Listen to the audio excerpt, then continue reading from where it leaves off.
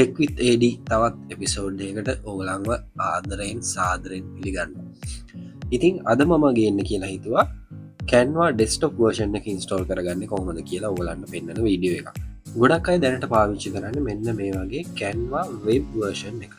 ඉතින් ඔගල වෙබ් වර්ෂණයක් කිවම දන්න ඔගලන් Google එකට කියලා කැන්වා කියලා සර්ච් කරල ගත්තම එන එක තමයි සාමානෙන් අපි වෙබ් වර්ෂන් එකක් කියලා කියන්න. ඉතින් මේකෙද මේ තියන්නේ මම පාවිච්චි කරන වෙබ් වර්ෂන්. ඉතින් මේක ඕගලන්ට ඔගලන්ගේ ඩෙස්ටොප් එක කිසිම ෂෝට් කට් එකක් නෑ. ඉතින් ඔගලන්ට එහෙම දාගන්න බැරි නම් ඒක ඩෙස්ටොප් වර්ෂන් එකක් නෙමේ.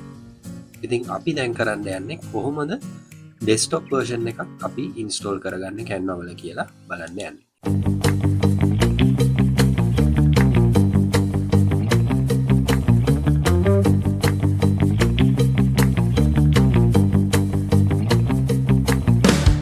Google එකට ගිහිල්ලා සර්ච් කරන්න Canva desktop version කියලා. නැත්නම් desktop app කියලා සර්ච් කරලා enter කරන්න. එතකොට ඔයගලන්ට එනවා පළවෙනි මෙන්න මේ වගේ link එක.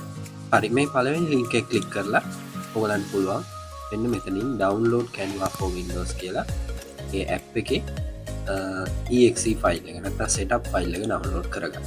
ඉතින් ක්ලික් කරපුවම ඔයගලන්ට පේනවා ඇති මෙන්න මෙතනින් Canva setup කියලා MB 180 වගේ ෆයිල් එක ඩවන්ලෝඩ් වෙනවා.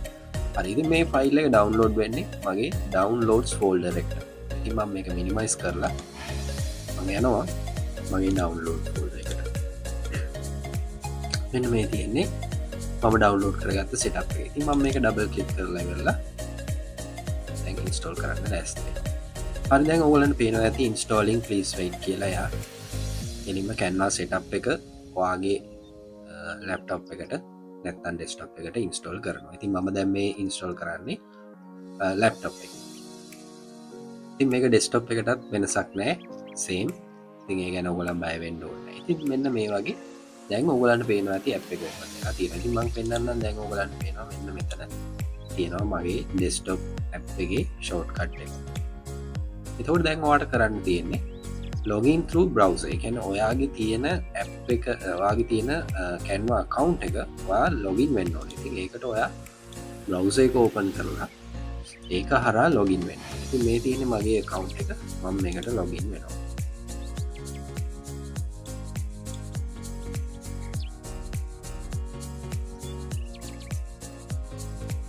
එයා පොඩ්ඩ වෙලාවක් ගන්නවා ඔයාගේ account එක check කරලා login වෙන්න. ඉතින් දැන් ඔයගලන්ට පේනවා ඇති මම මේ වගේ Canva app එක ඇතුළට login වෙලා තියෙන්නේ. මේ තියෙන්නේ මගේ account එක. ඉතින් ඔයගලන්ට පෙන්නනවා. ඉතින් මේ මම කරපු designs ඒ ටික ඔක්කොම මට බලා ගන්න පුළුවන්. මගේ projects තියෙනවා. හරි මේ වගේ මේ තියෙන්නේ මම කරපු designs ටික. ඉතින් මම හිතනවා ඔයගලන්ට මේක පැහැදිලි ඇති කියලා. එතකොට ඔයගලන්ට තව ක්‍රමයක් මේ අපි කරේ desktop app එක download කරලා install කරමු. අපි හිතමු ඔයා Microsoft account එකක් තියන් ඉන්නවා නැත්නම් ඔයාගේ original Windows එකක් ඔයාගේ තියෙනවා නම් ඔයාගේ laptop එකේ හරි desktop එකේ හරි ඔයාලට පුළුවන් Microsoft Store එකට යන්න මේක. ඉතින් ඔයගලන්ට පේනවා ඇති ඒකෙත් Canva app එක වෙනම තියෙනවා install කරගන්න. ඉතින් ඔයගලන්ට මම කලින් search කරලා තිබ්බා. ඔයගලන්ට පුළුවන් මෙතන search කියන තැනට ඇවිල්ලා Canva කියලා දෙන්න. දීලා enter කරන්න. එතකොට ඔයගලන්ට එතනින් එයා දෙනවා Microsoft app එක හරහා store එක හරහා ඔයාලට app එක. ඉතින් මේකත් සෑහෙන ලීසි.